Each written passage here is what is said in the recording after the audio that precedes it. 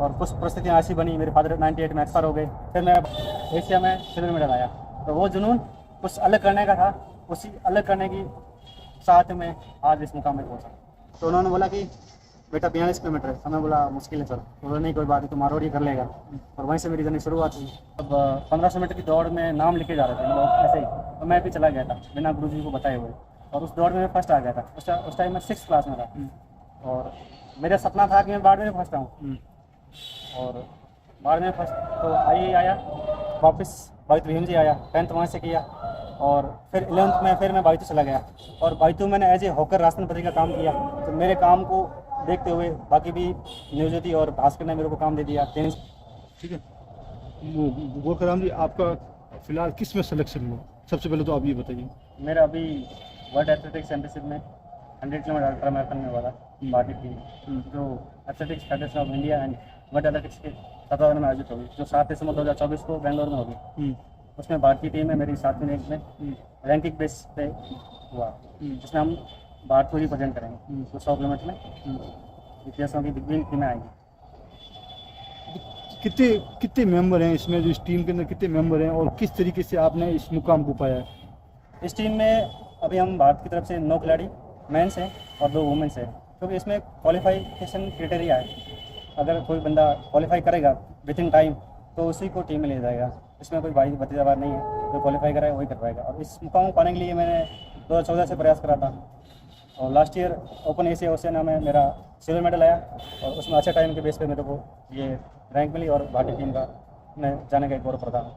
तो इसमें आप तो एयरफोर्स में चले गए, एयरफोर्स में चले जाने के बाद में फिर तो इसमें दौड़ की क्या आवश्यकता थी? क्यों आप इसमें रुचि कैसे आई आपकी? मतलब कुछ अलग करने की शुरू से मेरी आदत थी।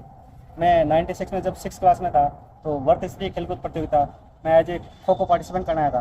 खो खो में तो हार गए थे, लेकिन बाहर जब 1500 मीटर की दौड़ में नाम लिखे जा रहे थे मतलब ऐसे ही, तो मैं भी चला गया था बिना गुरुजी को बताए हुए, और उस दौड़ में मैं फर्स्ट आ गया था। उस टाइम मैं 6th क्लास में था, और मेरा सपना था कि मैं बारहवीं में फर्स्ट आऊँ, और बारहवीं में फर्स्ट तो आया, लेकिन एशिया में सिल्वर मेडल आया।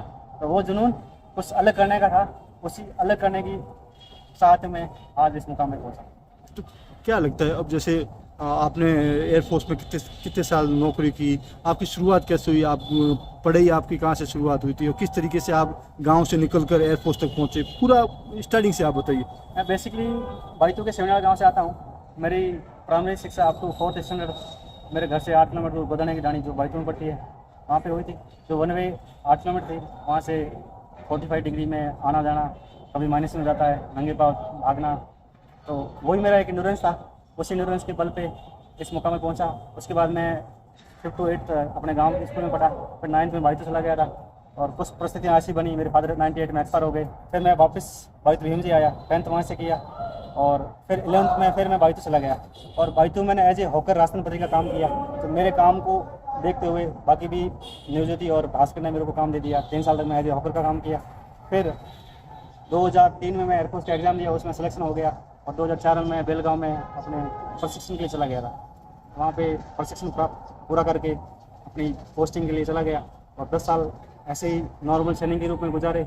और 2014 में दक्षिण पश्चिम कमान की जो टीम थी वो 5 ही हो गई थी। तो वायु कमान अधिकारियों ने बोला कि अच्छे टैलेंट लड़के लेके आओ। तो मेरे कोच मार्कंडे सिंह जो 2013 में बड़ौदा में जहाँ पोस्टिंग था वहाँ पे आया, मेरे को बोला कि मैराथन दौड़ना। तो उस टाइम मेरे को मैराथन की डिस्टेंस का भी बताया था कि मैराथन कितनी होती है। मैंने बोला सर मैराथन की डिस्टेंस क्या?